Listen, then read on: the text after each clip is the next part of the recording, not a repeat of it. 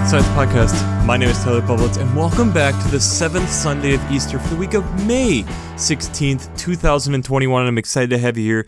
I'm excited to dig into this week's podcast, and I'm just excited that we are in this ending season of Easter. We're in this part of the year where in the Northern Hemisphere, you're having life come to life, and it makes a little bit easier for us to understand this Easter season, that we have things coming back to life and being able to walk then through the end of this Easter season where we're seeing life and understanding that from the death of Christ, our life came into being in a new way, that the Spirit of God then being able to stir within us, and because of death being conquered, that has brought forth new life for us. And that's easier to picture when we're having just new life being around us more and more.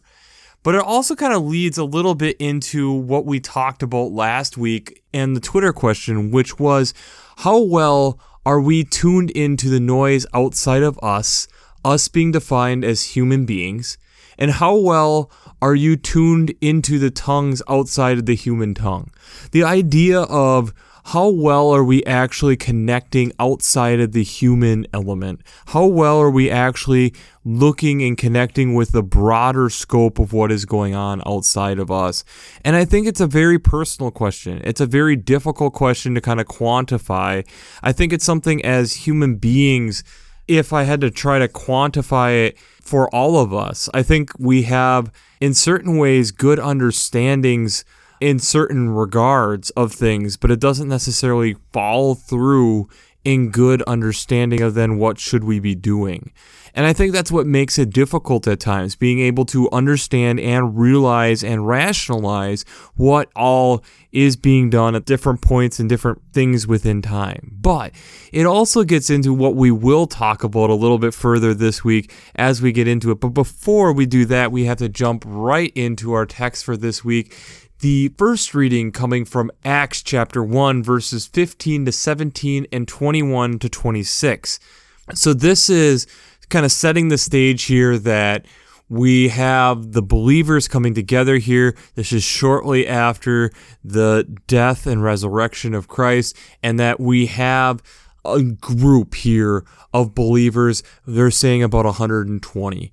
And then what we get into is how then the disciples decide we need to continue this symbolism of 12. We need to have 12 disciples. We've lost one of them with Judas. So they're casting lots for Joseph, called Barabbas, also known as Justus, and Matthias. And they're casting lots for them, and Matthias gets chosen. But this moment of transition that we're having here within the ministry of figuring out what is the church going to be about, what are the disciples initially going to be about, what is this group of believers really about in this moment, even as they're then adding in the 12th disciple. The psalm this week is Psalm 1, all 6 verses of it. And I think this is just kind of an interesting, especially when we look at verses 3 through 5. That looking at how trees planted by streams, which yield fruit in its season, and their leaves do not wither, in all that they do they prosper. So this tree that's planted in a good area, an area we'd expect good growth, and look, this is what it's doing. It's providing fruit. And yet, then we get into verse 4, the wicked are not so, they are like chaff that the wind drives away. Chaff being protection, or these different parts around the seed, especially in like wheat or something of that nature. Therefore the wicked cannot stand in judgment, nor sinners in the congregation of the righteous. So this idea of at times we have to be able to let go of these things around us to be able to let the seed grow. The chaff is at best just some additional nutrient for the seed to actually grow. The chaff is not there to be this consistent protection around the seed, and is not this design thing to be able to move forward with. It has to be let go of and move into a phase of transition to be able to grow. So this is a really interesting psalm that way. The second reading this week is from 1 John chapter 5, verses 9 through 13. This is an interesting one, especially based off of what we've been talking about with 1 John, where it's love, love, love, love, love. And it's this interesting pivot point clarifying if we receive human testimony, the testimony of God is greater, and understanding that what God did, yes, the love of that, but rationalizing that that's the testimony of life that bring life to us, that this brings us into a new phase of relationship with Christ, and through this, that this then changes how we are able to interact with God, and this is the testimony that we should be striving for, not just purely our own human testimony. Great moment of showing, again, this transition that we're getting from human testimony into understanding what God's testimony is and how that transforms how we look at our lives. The gospel this week is from John chapter 17, verses 6 to 19. This is an interesting place to drop in because last week we were in chapter 15 and kind of, again, this farewell discord that we're having with Jesus. This is right before the crucifixion, so this is kind of some of the last things that we're getting from Jesus before being turned over. But I would also recommend at least spending some time looking at chapter 16 because this to me does not feel complete without understanding what Jesus has been laying out to the disciples. Some of them talking about the advocate of the helper of the Holy Spirit that will be coming, laying out kind of this progression of ministry, laying out this understanding that we have to understand that something is greater still coming. Then you put that beside here in chapter 17 of what Jesus is laying out here and understanding that, okay, God, this is what we had talked about from the beginning of time. We are fulfilling what we've talked about. That, okay, we're coming into me stepping into this glory and that we're going to move into this next phase of what we had discussed from the beginning of time. And then also this interesting moment of, in a way, is, and you can debate back and forth, especially when you're looking at verse 15, where Jesus is asking for protection from the evil one, that as Jesus is leaving them, is this also because before the Holy Spirit is there, is that part of what this protection is? But we have these verses here that were kind of familiar, starting in verse 17, sanctify them in truth, your word is truth. As you have sent me into the world, so I have sent them into the world. And for their sake I sanctify myself, so that they may be sanctified in truth. This understanding that because as things are changing, that yes, we need to make sure that they're taken care of, but it's also to further their growth and further them, but also for what will come. And it's a huge pivot point within the Gospel of John, that we're moving into a transition, we're moving into something different. So before we transition on how we bring faith and science together, we have to do our shameless plug for Working Preacher. If you haven't checked out Working Preacher, I highly recommend it. Between their Sermon Brainwaves podcast, their commentaries, their discussions, since I'm not an ordained minister, I really like being able to utilize that resource and hearing different biblical perspectives from multiple different biblical scholars, along with being able to then have podcasts that are coming from direct professors at Luther Seminary. But the other additional resource that I really like is using the lectionary coming from Vanderbilt.edu. I really like using it for not only looking at the art, but also just being able to look at all the readings in one place. I feel it's really well condensed. So if you haven't checked out the Revised Common Lectionary from Vanderbilt or workingpreacher.org, I'd highly recommend both of these sources. If you were paying attention close, one of the things that I kept referencing is transition. And I think that's something that we wrestle with as human beings. We like keeping things the same, and yet we're in a world where things are constantly changing, and rightfully so in a lot of ways. And we'll get into it because there's a lot of biological reasoning behind it.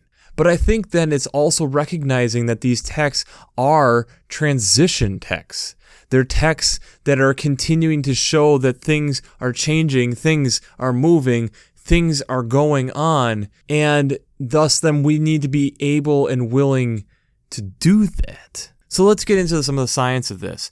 When we look at an ecosystem as a whole, there's a lot of ways that an ecosystem can change.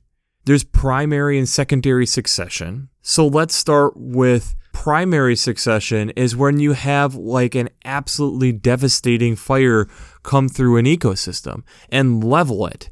The first plants back, the first things that are re-inhabiting this ecosystem are primary succession, are the primary plants that come back. And then we have these secondary succession that come in, and that's when then as the ecosystem continues to develop, we then have these factors that come in to continue to move and change and evolve within the ecosystem. So an example at a minor scale of a secondary would be something like a tree falling in a mature forest. With that tree falling in a small pocket, you have created more light, more rainfall getting to the ground, thus allowing for the possibility for more plant life to grow in that area, for trees that have not been able to get enough that the seeds might germinate to grow and be able to get past and grow into this spot that the tree has left. So these secondary succession is showing the process then of the forest being able to not necessarily heal itself, but continue to evolve and change. And we see this in a lot of areas where there are certain trees that are primary succession that move into secondary succession and a different plant comes in. So one of them that I think about with swampland is how you have tamaracks, which are kind of an interesting coniferous tree that actually shed its needles. It's one of the few that do that. And in where I have grown up, that moves into black spruce. Black spruce is a secondary that comes in, and the tamarack then fall out as it continues to go through this forest succession. But we also have to realize that this can be in differing ways. Like the impact that we can have or something can have on an ecosystem can vary. The difference between a fire going in and devastating an ecosystem and a tree falling are different. And what scientists have kind of come to the conclusion, the hypothesis is that ecosystems need intermediate disruption, or so the intermediate disruption hypothesis. And to be able to set this up and really dive into talking about this a little bit more, we have to talk a little bit about fire. Now, fire is an essential element to many ecosystems. And it's been something that as humans, we have been learning about the gift of fire. Things that it can be both devastating, but also life-giving through fire. So as a grassland, it is essential to have fire come in for bringing it back down to the roots, not only to provide nutrients back into the soil through the carbon and all the burning that does bring a lot of natural fertilizer to the soil, but allows the grasses to not get overcrowded. It allows for grasses and herbs to grow, but it also prevents non-native plants and trees from encroaching upon the prairie. If we look at it from a forest perspective, it allows for the understory to maintain healthy, that every so often that the fire comes through doesn't necessarily knock out everything, but it kind of controls that mid-story along with the floor, and it will also probably open up some of the canopy and, like we talked about earlier, allow then for other plants to grow.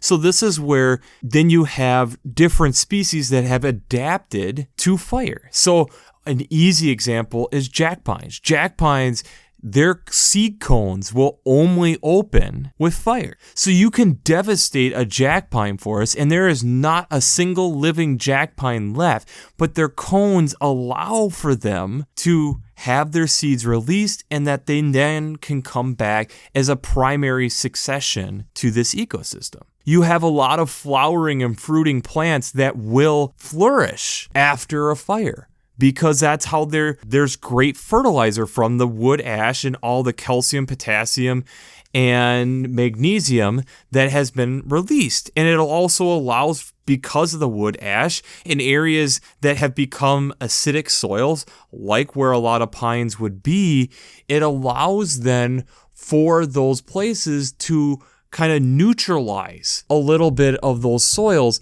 thus allowing for new growth to happen. Another example of this is Carner blue butterflies. They're an endangered species, but their caterpillars are looking for wild lupin. Wild lupin are most readily available in an ecosystem that just had fire. And if there hasn't been fire, thus, it makes it harder for the wild lupin to grow, thus then affecting the Carner blue butterfly. And see, the thing is as we've kind of gone through the 20th century, we have learned more and more about this, because we had Smokey the Bear talking to us about only you can prevent wildfires. And that's true. A lot of wildfires are caused by humans, both controlled and uncontrolled. And what we learned when you look at the wildfires of Yellowstone, because there wasn't any type of burns and how much we had suppressed fire, there was so much debris of fallen trees and dry lumber that was sitting there that when a lightning bolt hit it, it burned thousands and thousands of acres. And it was very, very hard to control, and it was a very hot fire. But because we hadn't gone through and maintained and had the occasion of lighting it up, if you want to put it that way, to kind of take care of the understory, to then be able to allow for new growth to come in, it was then devastating. And so thus fire can be an intermediate disruption to an ecosystem if done semi-regularly, to make sure it's not just going to annihilate everything and make it so it's just standing timber ready to burn, but that it's in a place where the environment is healthy and looking at it as a healthy tool for this. And then let's look now, with using this knowledge, and look at our text here, especially the gospel text. Jesus has been laying out over 3 chapters here, talking about, I am leaving you, but this is for the better. And we know on this side of the cross, part more of it, that yes, it was the Holy Spirit coming to us. Yes, it was God overcoming death. But especially at that time and in that place as the disciples, that had to be extremely hard to understand.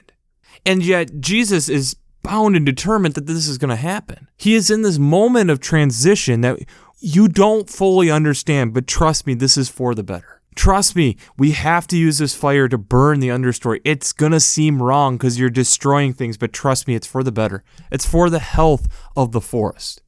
Because what happens after fire is more biodiversity. More biodiversity allows for a healthier forest, healthier ecosystem.